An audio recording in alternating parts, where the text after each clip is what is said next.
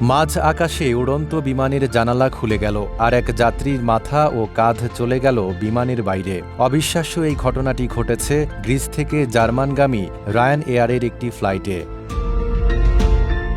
জানা গেছে, উড্ডয়নের কিছুক্ষণ পর বিকট শব্দের সঙ্গে বিমানের একটি জানালা খুলে যায়। এতে সার্বিয়ার এক পর্যটক প্রায় বাইরে ছিটকে পড়েন, তবে সিটবেল্ট বাঁধা থাকায় তিনি প্রাণে বেঁচে যান। সে সময় পাশের যাত্রীরা দ্রুত তাকে ভেতরে টেনে আনেন। আহত অবস্থায় তাকে হাসপাতালে ভর্তি করা হলেও তিনি আশঙ্কামুক্ত।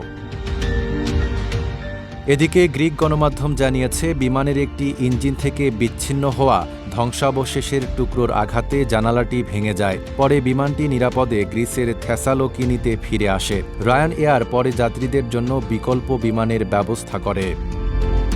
Desk report, Dhaka post.